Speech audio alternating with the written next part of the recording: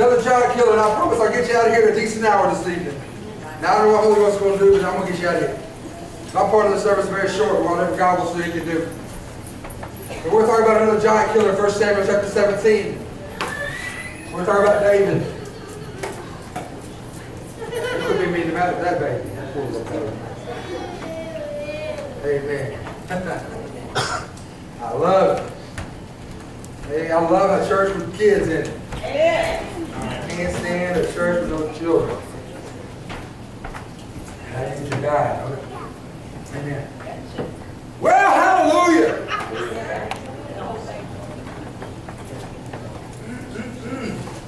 I'll come back here to the good folks. Okay? This kid,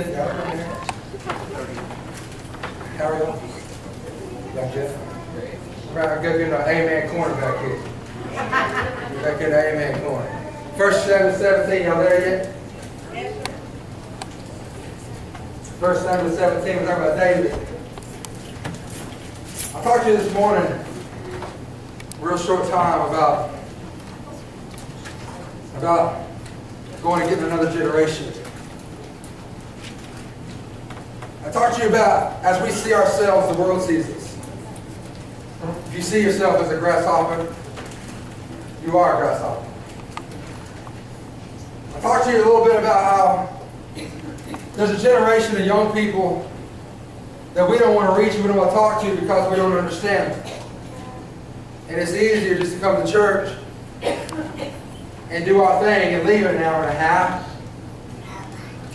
and say a little prayer, God save it.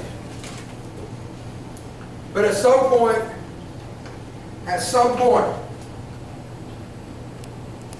somebody got to go reach.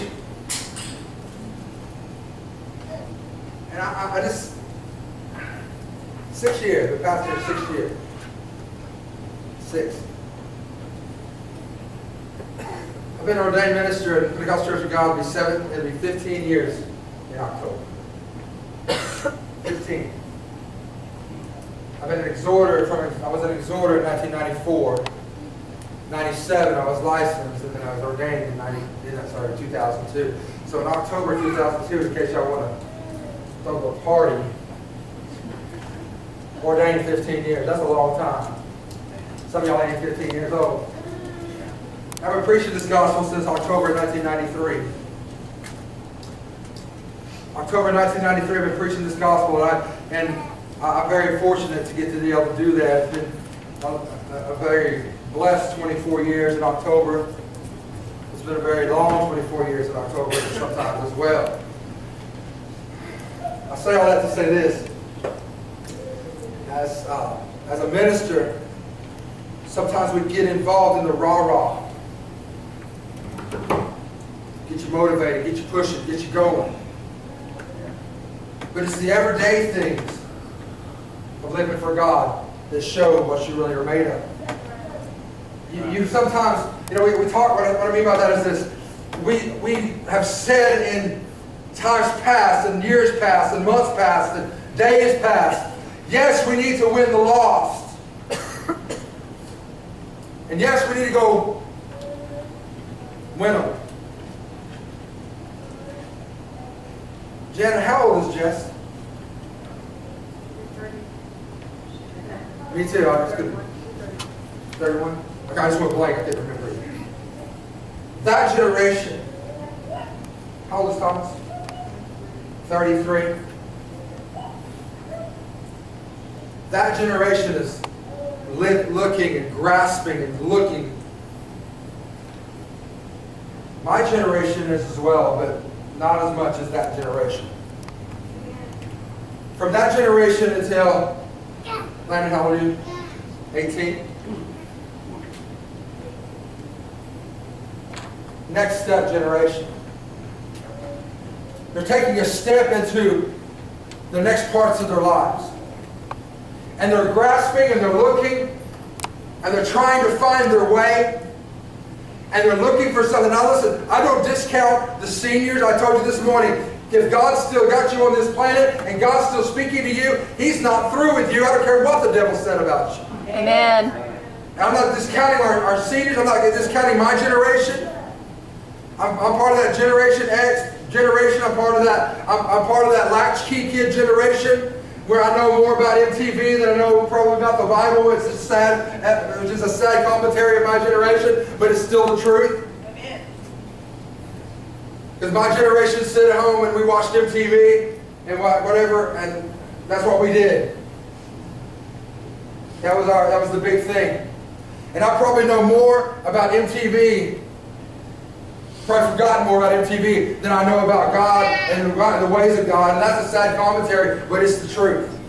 Because we were in that era where it was new and it was fresh. And everything we did revolved around music and around the music and the things that we did and the people I hung out with. Everything revolved around the 80s music at that time. And so I probably know more about that than I should know. But my parents, both of them worked. And I worked. And so what I'm saying is this, is that we're part of that Generation X are just looking for a way to get to God, that something is real, and it's not just platitudes, and it's not just, if you'll do this, the walls will fall, and everything will be just fine. We're not looking for that. We're looking for something that's real, and something we can grasp hold of, and something that we can get hold of. And listen, those generations in their 30s, in their mid-30s, and down, they're looking for something real. Can I share this with you? That David was part of, I'll read it in just a minute, but David was part of a lineup that didn't even include him. His brothers came forth. And Samuel went to go to Jesse's house and anoint the next king because Saul was a good leader, but he wasn't a good pastor. Amen. He was good at killing things, but he wasn't good at understanding his people. And so God rejected him for being the leader. And so he's standing there, and now they're in a lineup, and all of Jesse's sons are in the lineup. Number 4, could you turn sideways? Back, please. And they're looking, and Samuel said, God has not chosen this, but find me another one. And so David is out in the middle of the field watching the sheep, because David had a heart for sheep. A lot of times we don't want to mess with people because they smell like people. They look like people. They do dumb things like people do dumb things, and they get in trouble. And we have to help them get out. Well, I can't get no help. That's okay. Come on. Preach it anyway. Sometimes you just have to start dealing with who you are right as you are. Who are you? I'm a shepherd. I'm an under shepherd, but I'm still a shepherd. And sometimes we have to deal with sheep and their stupidity and the dumb things that we do as sheep. And the way we get into water that runs too fast. Our short little legs can't carry too much of a load. Our eyes are not we don't have very good vision. Our hearing's not very good. And when we get in trouble, we turn over and scream. That's what sheep do. They're not really good for anything but wool. I guess lamb chops. I don't know. I don't know. But David was in a lineup. David's brothers were in a lineup, and he was excluded from the lineup. Why? Because he was just a young man, and he didn't have any place in the lineup. So a young man named David, who wasn't even thought of as a king by his own family, God called him. Can I share with you that there's young men and young women right now that you would never think are leaders, that God has placed his hand upon and said, they are my future, they are my leaders. Joseph is my leader, they're my leaders, and they're going to be world changers, but we're afraid to speak to them because they don't fit in our lineup. Right. Come on. Come on, help me now. Come on, man. Eliab was tall. Surely he's got to be king. David and Saul was tall, but he wasn't king. David was just a ruddy youth, sitting out there watching sheep. And so David wasn't even allowed to be in the house when the brothers were in the house. Somebody help me just a minute. Listen. Okay, let's go. And after Samuel anointed David with oil. Excuse me. And after Samuel anointed David with oil, David had to go back out and watch sheep.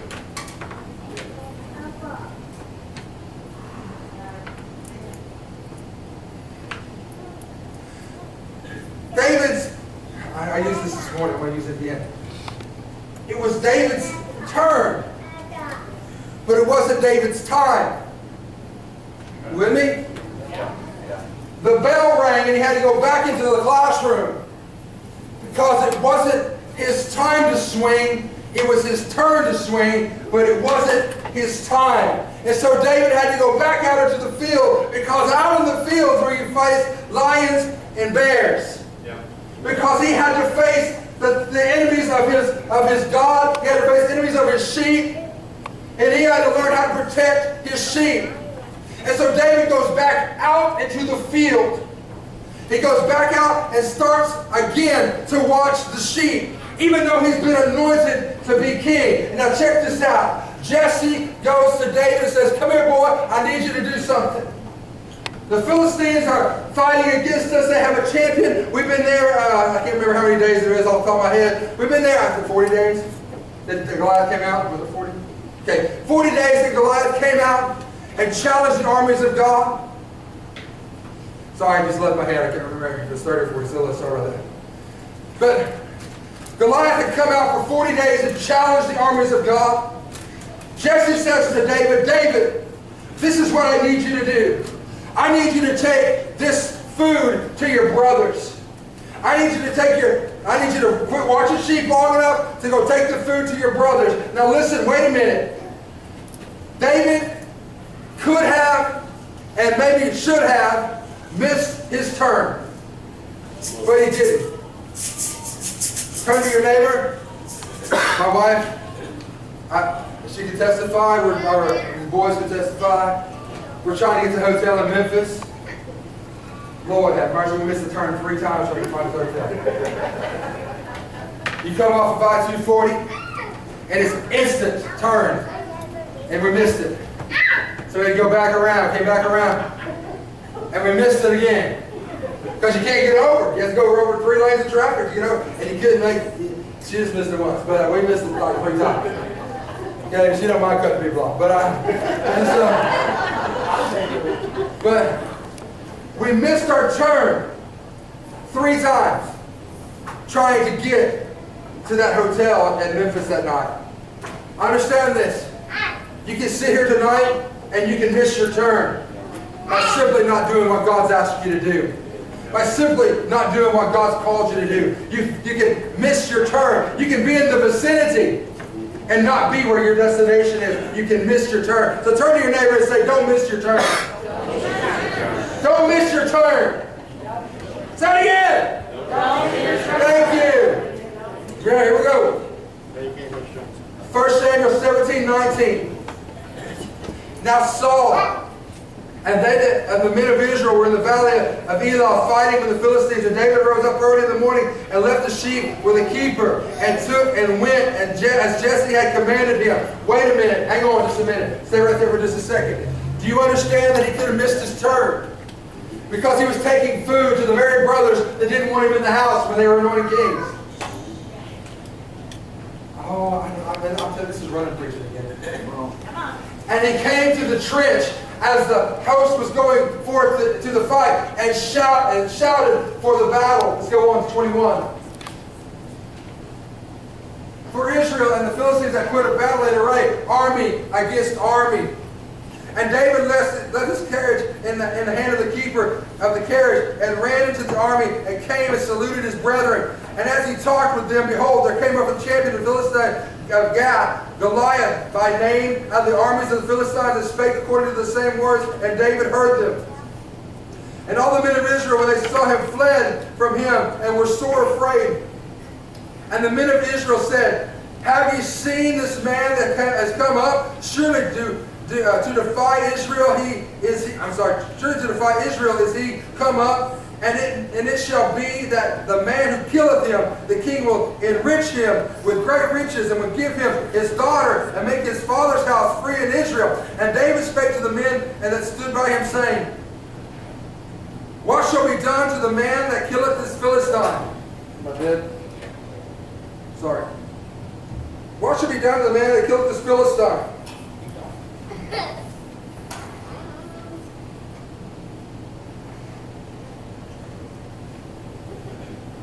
What shall be done to this man that kills this Philistine, and taketh away the reproach of Israel? For who is this uncircumcised Philistine? You guys have heard it. That he should defy the armies of the living God. Verse 27. And the people answered him after this manner, saying, So shall it be done to the man that killeth him. Verse 28. And Eliab, his eldest brother, heard when he has spoken to the men. And Eliab's anger was kindled against David. And he said, Why comest thou down hither? And with whom hast thou left those few sheep in the wilderness? I know thy pride and the naughtiness of thy heart, for thou art come down that thou mightest see the battle. Now listen to me just a second. Thank you. Listen to me just a second.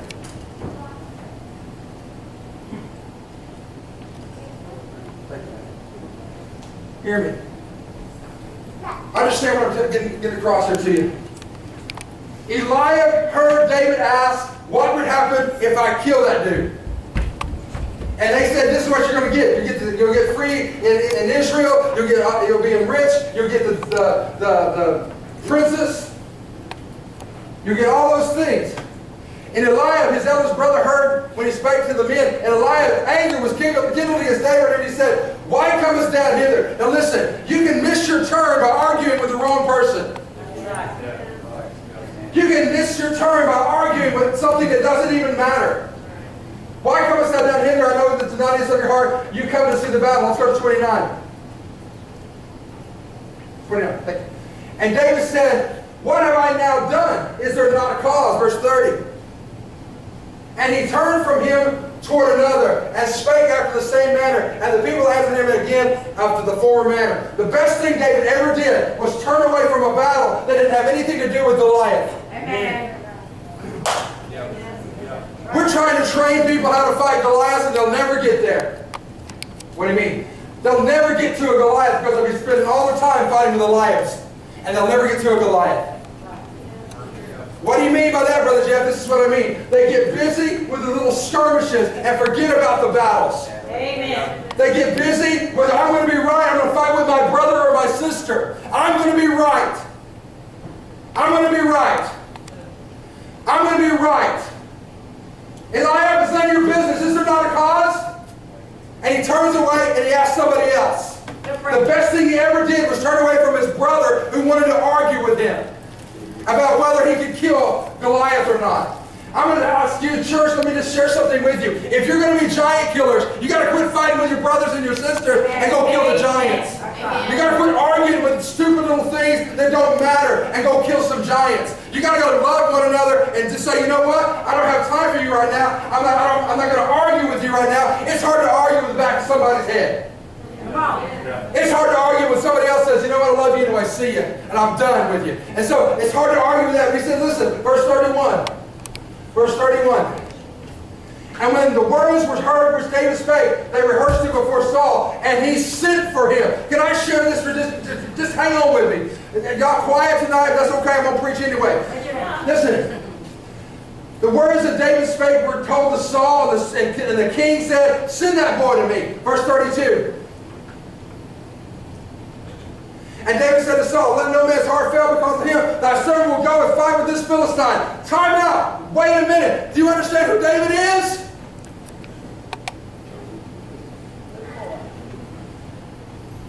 It's random preaching again. David is the future king. David is a shepherd. But right now, David's a little brother who's not even in the army. Come on. Yes. Come on. Jesus, help me. David is not even in the army, but he's fixing to take the battle that the army's afraid to take. That's right. David is not even enlisted in the army. David's not part of the army. Go on, we'll read in just a minute. But Saul's armor doesn't even fit him because it's not meant for David. Maybe y'all already know that. But that was a great revelation to me that a young man who's not even enlisted in the army said, I will kill this guy for the army. I will do whatever it takes. Verse 33. Verse 33. And Saul said to David, Thou art not able to go against this Philistine to fight with him, for thou art but a youth, and he is a man of war from his youth. Don't let somebody tell you what you can and cannot do. He said, You're not able. You're not able. We're not able. We're not able to take the land. We're not able to take the lion. Yes, wait a minute. Maybe we are. Verse 34. And David said to Saul, Thy servant kept my father's sheep, and there came a lion and a bear, and took a lamb out of the flock. Now listen to me. There came a lion and a bear and took a lamb out of the flock. Wait a minute. He didn't kill them before they took the lamb. He took them after the lamb was gone. Verse 35. And I went out after him. Dude, are you kidding me? A lion came and snatched a lamb and is running off with it in his mouth. And David chased down the lion. Are you kidding me? And this dude, a bear comes, and I don't know if you know this or not, but bears can run pretty fast. Lions can run pretty fast. And David said, I'm not going to let one of these stinking lions and bears have one of my sheep, because his heart was for the sheep. And when he arose against me, I caught him by his beard. Are you kidding me? And I smote him and slew him. David punched the lion in the face and then cut his throat. Are you kidding me? This is the dude that Saul said, oh, you can't do this. You're not able to do this. You're not man enough to do this. You're nothing but a youth. You can't do this. And he says, excuse me, King, I love you, man, but you don't know who I am. You don't know who you're messing with. You don't know who you're talking to. I've been anointed to be the King of Israel. Yes, I don't want you to, I don't want to hurt your feelings, but I've come to take your place. I don't listen. It's my term. It's not yet my time. You don't know who you're talking to. But I chased down a lion, and I grabbed him by his beard. I punched him in the face. I slew him. And that bear, I took my lamb back from my bear too. Listen, you understand who I'm talking about? I'm talking about David. David, verse 36. Verse 36. And the servants slew both the lion and the bear, this uncircumcised Philistine, to be as one of them, saying he hath defied the armies of the living God.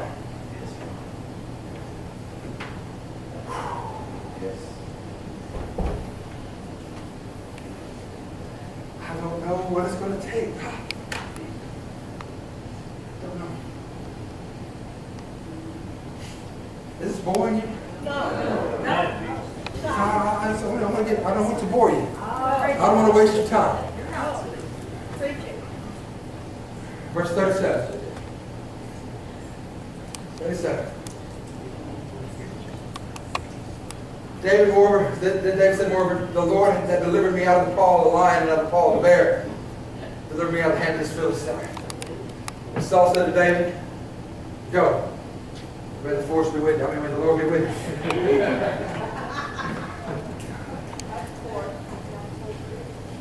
Listen. We have some young folks we have a 35 to 18 generation. They may not have physically killed lions and bears, but they're not afraid to stand in the battle. Can I just teach you a minute? Just a minute. This is a teaching moment. I'll teach you a minute. Those young people that are not my age, but they're younger than me. Not all of them, but a majority have grown up in a home where they've seen physical violence. They've seen physical and emotional violence. They've seen alcoholism. They've seen drug abuse. They've seen things that I never dealt with. And whether somebody likes them or not, doesn't really rock their world. You understand? Right. They've seen fake church. They've seen phony Christians. They live one way at church and another way at home. They've seen a lot of things that I never grew up seeing. In my home, it was the same way as it was in church. Dad didn't cuss at home and not cuss at church. He didn't have beer at home and nothing at church. We went on vacation, he didn't have Mai Tais because nobody knew him there. It was the same. It was constant. It was steady. But a lot of people in that generation, they've seen phony nonsense that goes on because we want to live as close as we can to the devil without getting burned. And I'm just here to tell you, you can keep messing with the devil all you want to, but it's going to drag your soul to hell. You're going to get caught up. It's a toilet. And as long as you're on the outside, you're not too involved. But you're going to eventually spin down. You're eventually going to fall in the hole. And once you fall in the hole, there's some pretty not good things down in the hole. Amen. And as long as you continue to play with the devil, as long as you continue those relationships that are close but not really cheating, but kind of close to cheating, as long as you continue those relationships, you're going to fall because you're going to come to a place where you can't back out of it. The devil's going to have you in a place where you're going to be cornered and you're going to fall. You're going to fall and you're going to fall quickly. And that plummet is fast and that plummet is hard and that plummet will take you to hell. I'm just telling you. But as long as we continue to play footsie with the devil and hold the devil's hand in secret. Come on. Don't preach it. Come on. Come on. Yes. But those young men and those young women that are that age that have seen enough phony and play, if I can ever get them to really realize the truth, if I can ever get hold of their life, if I can ever get it into their spirit, that God is more than just a story. God is not that phony nonsense they've seen on television. That's not who God really is. That God is not really that phoniness that they've seen at home. God is really more than that. If I can ever get the hold of them, they can understand who God truly and really is. Amen.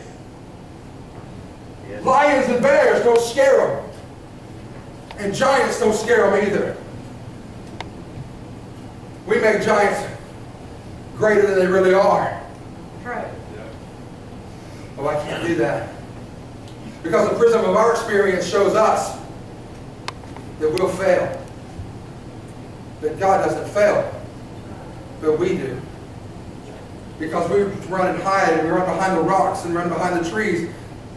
When the devil comes out and begins to torment us and tell us who we are and what we are.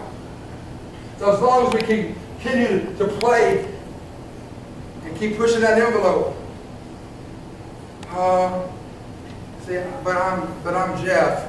I'm super Christian. I'll never fall. I'll never fall. Look how close I am. Look how close I am. I'm teetering. Look how cool I even am. I can even make it teeter and pull it back. At one point, you're going to fall. You're going to fall. You've got to break off those relationships. You've got to break them off. Amen. You've got to stop them. You've got to stop them.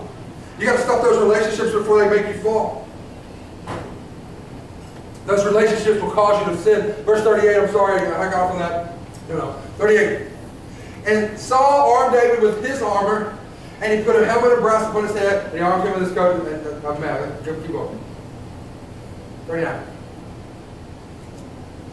And David girded his sword upon his armor, and he essayed to go, for he had not proved it. And David said unto Saul, I cannot go with these things, for I've not proved them. And David took them off of him. Can I say something? Can I sacrifice a holy cow? I don't mean to be disrespectful at all. Listen, I'm an old school guy. I grew up in the old school. If you expect most 18 to 31, 18 to 35 generation to put on a three-piece suit with a tie and a vest to come to church, to sing Rock of Ages, Cleft for Me,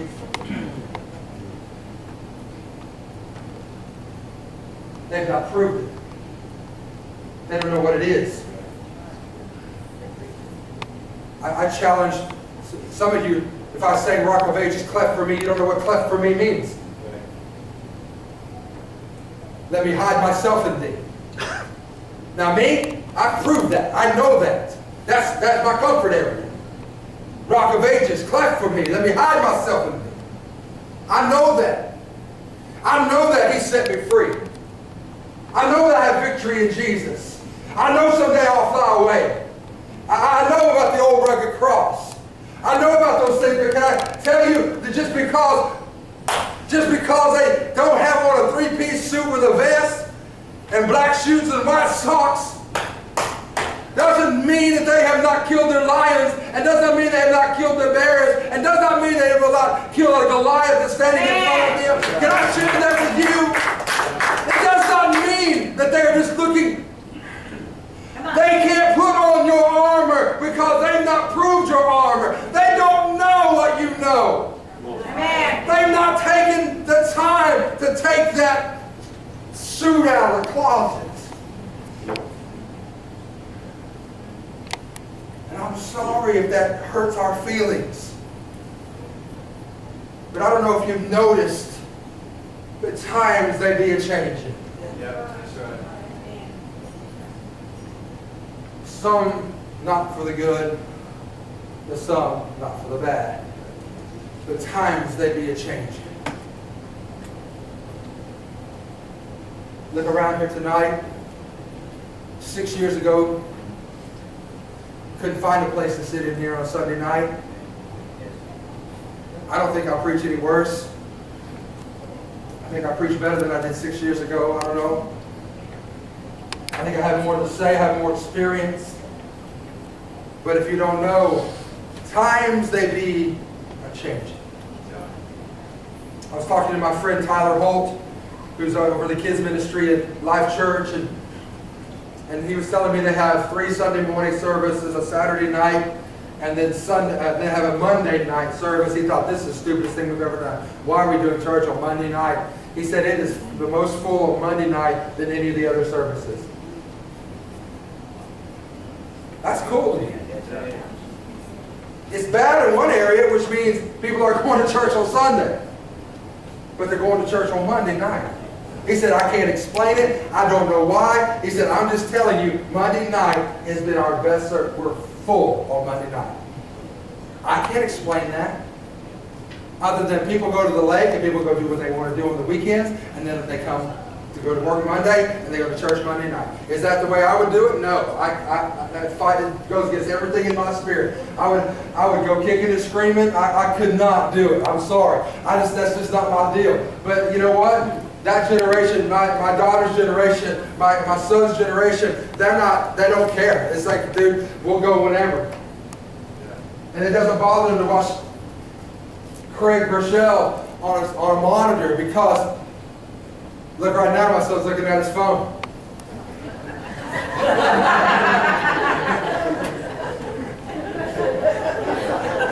He's watching me on the phone.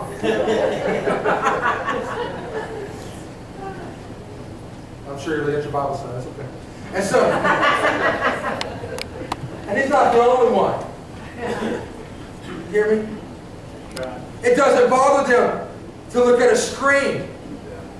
Me, it would drive me absolutely nuts. Not to have the interaction. Not to have the one-on-one face thing. That would drive me crazy. I couldn't handle it. If I was going to do that, I'd drive to Edmond. Because I'd have to be in the church where the dude is talking. Okay? I would just have to be there. That's just me. But I'm 48 years old. I'm not 18. And so things are different. Things are different than they've ever been. There's more technology now than there has ever been. There's cooler stuff now than ever. There's so much stuff now that we can do so many cool things now. Listen, when I was a kid, porn was still a big deal when I was a teenager, as it is now. But you'd have to find some way to steal a magazine or get someone to buy one or find one in the alley or something. Now the same device, they can read their Bible and they can get porn on.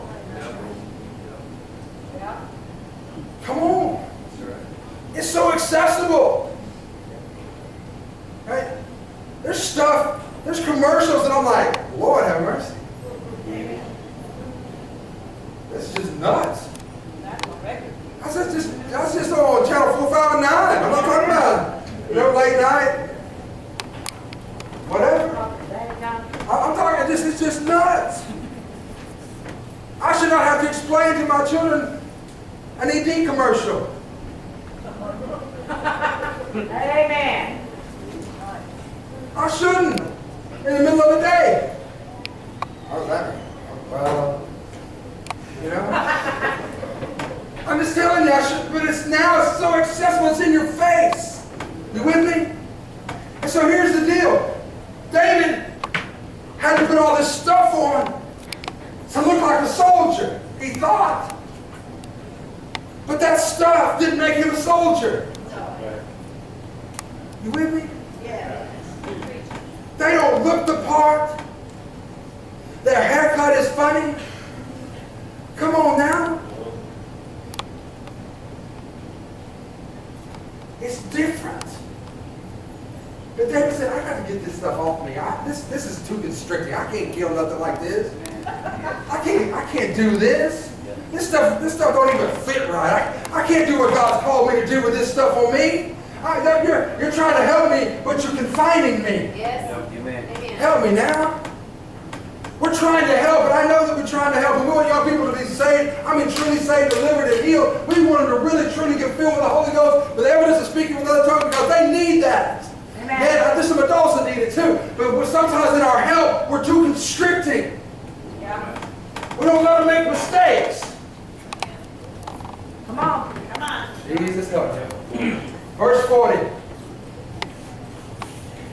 And he took his staff in his hand, and he chose him 5 smooth stones out of the brook, and put them in the shepherd's bag which he had, even in the script.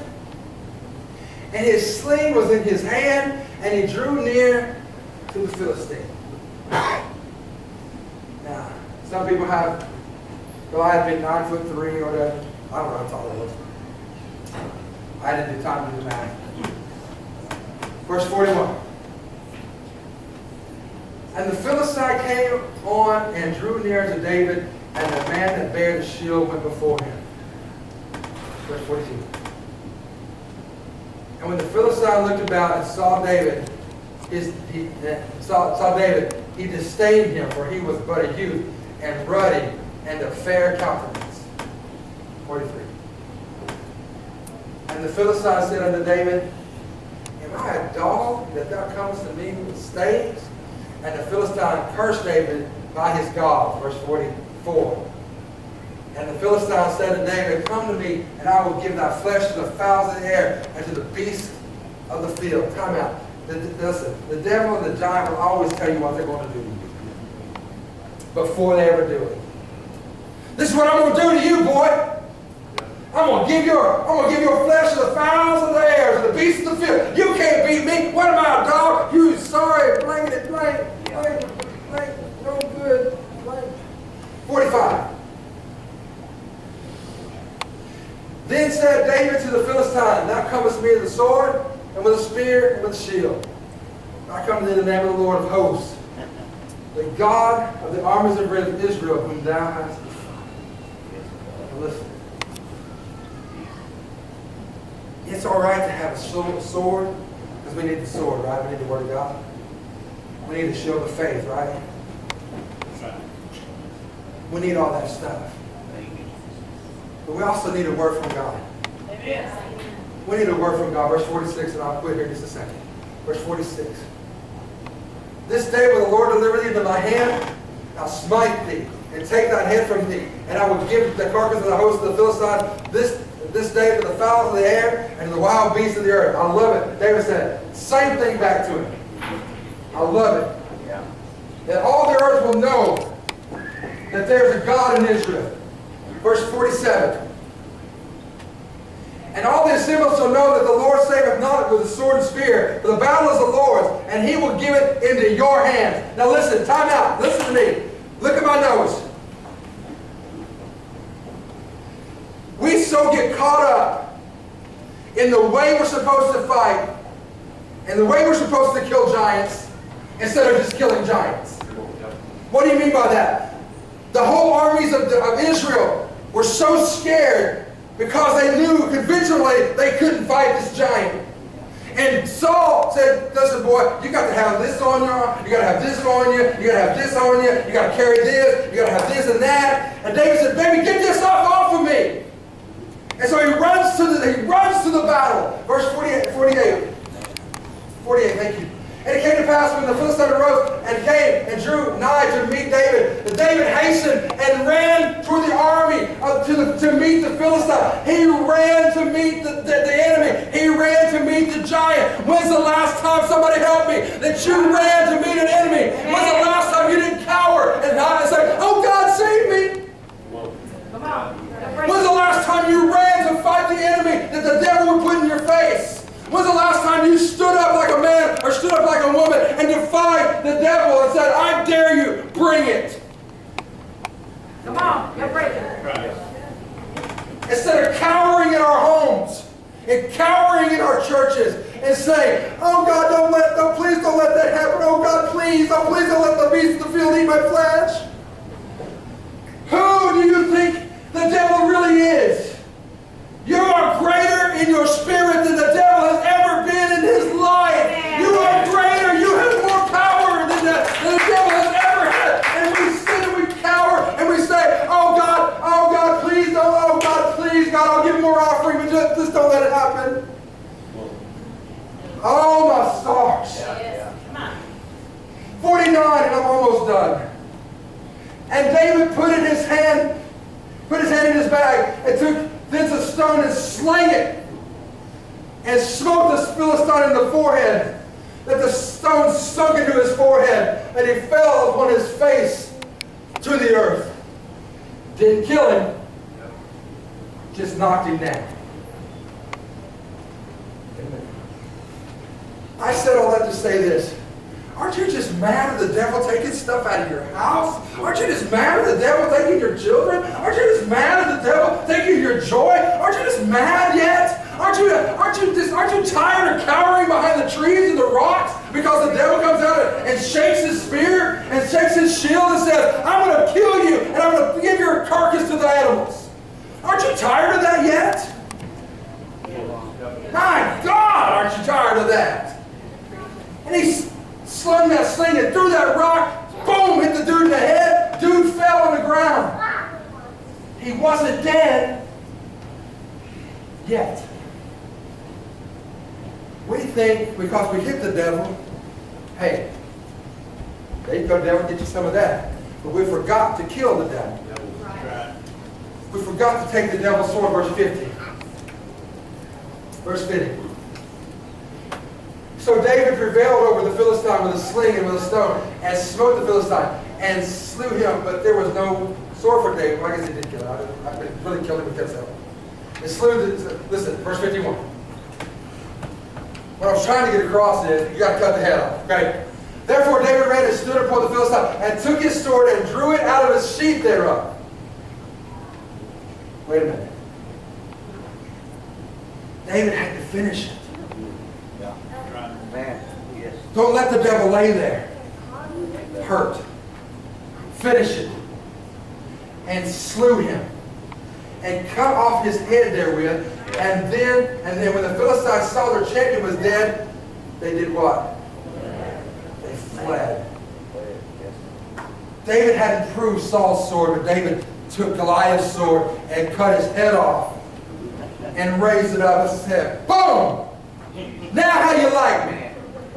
How you like me now? How you like who God is now? I dare you, Philistines, bring it. Bring it.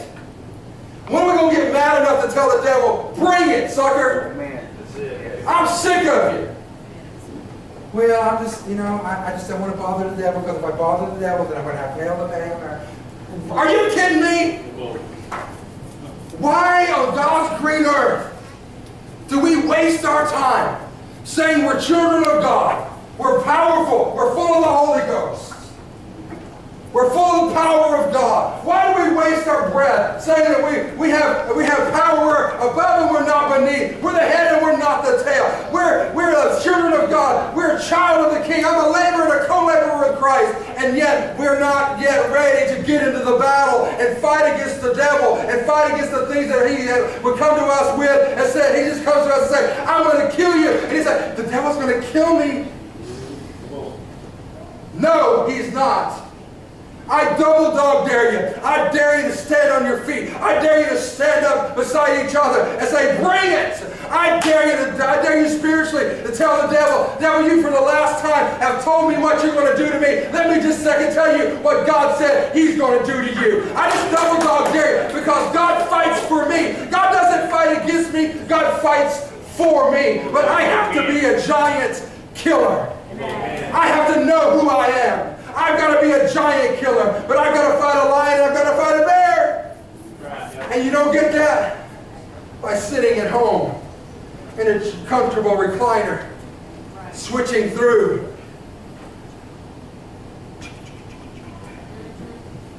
And wasting the day, wasting the evening,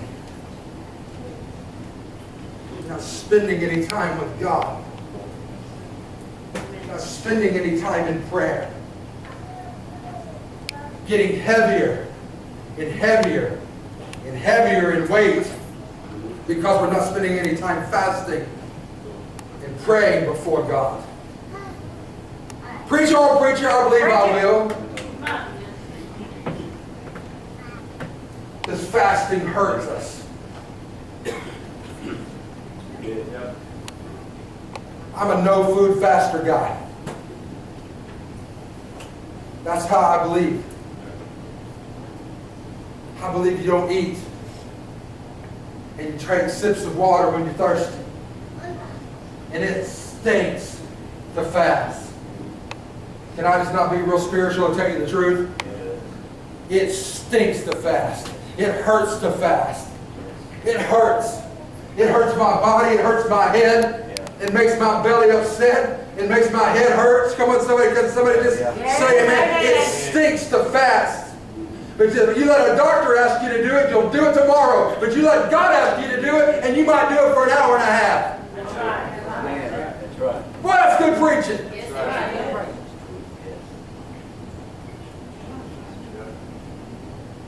We love the Lord. We love the white boy. I just have a question for you, and I'll leave you alone. I just have a question for you. Aren't you ready? Aren't you ready for the devil to take a back seat in your life and get out of the passenger seat? Aren't you ready? Aren't you ready to kick him out of shotgun? He don't belong in shotgun. He's not riding shotgun with me. Aren't you tired of him talking to you and telling you what he's going to do for you and do to you and do about you, and this is what's going to happen in your life and that's what's going to happen in your life, and we just sit there and we eat that junk up? That's right. That's what's going to happen. That's what's right. That's right. Because we don't know nothing about what God says about us. We know about that much about what that Bible says about us. And that's not very good. That's about a half inch. We know about that much about what God speaks into our lives, but we hear the devil yapping. Yeah, that's right. And we need to shut the devil up and listen to what God has to say. And you know how you shut the devil up? Get thee behind me, Satan. Get under my feet. You have no power or authority in my life. Get out of my house. Get out of my church. Get out of my family. Get out of every situation that I have. Get out of my workplace. Get out. You have no power or authority. Listen, I thought we were child of the King. I thought we could rebuke the devil in Jesus' name. I thought we were still those people. I thought we were still those people. Come on, I thought we were still those people. I thought we were still filled with the Holy Ghost. Listen, it's okay to clap for that. I thought we were God's people. I thought we were children of the King. Come on!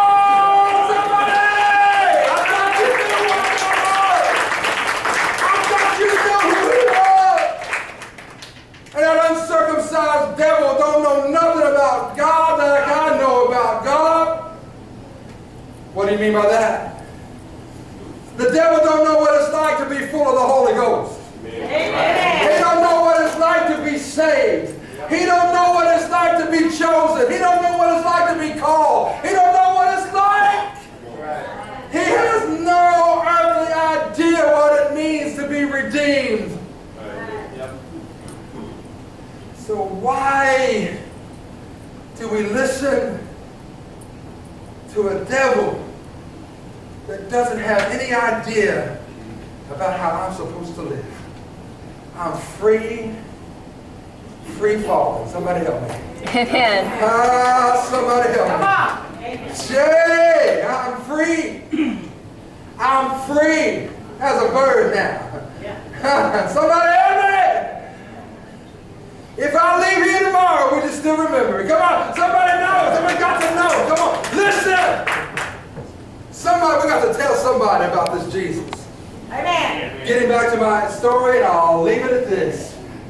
There's a generation that's looking for something real. They're about 35 years old, about 18 years old in that area of their life. Let's say 35 to about 15, 16 years old. They're looking for something real in their life. They're looking for something they can grab hold of. They're looking for something that's real and right. They're not looking for somebody that's all excited about God in church and don't know nothing about God outside of these four walls. They're looking for somebody that is right. And they're looking for something they can hang on to. That's right. Come on. So somebody got to tell them about Jesus. I'm just here. I just got to go get him. I just got to go get him. I just got to get the lasso out. I got to rope some of these guys up, man. What's the devil going to do with a bunch of people that don't really care about what anybody has to say except for God? What's God going to do with a bunch of people like that? What's the devil going to do with a bunch of people that are just looking to kill him? Come on now, okay. There was a whole army of Israel, but one kid came looking to kill a giant. Amen. They were scared to kill a giant, but one kid said, "Excuse me, I got a giant to kill. I'll be right back." Y'all go ahead and hold this armor and stuff, and I'll be right back. Come here, boy. I'm looking for some giant killers. I'm looking for a Goliath killer. You may not listen. You may not have on a three-piece suit with the vest and the tie and the shiny patent shoes. You may not have any of that stuff on. But you've been called by God. Right. You've been anointed by God. You've been chosen by God. And it's your turn. And when it's your time, you better look out for that group. Stand to your feet. Stand to your feet. Come on.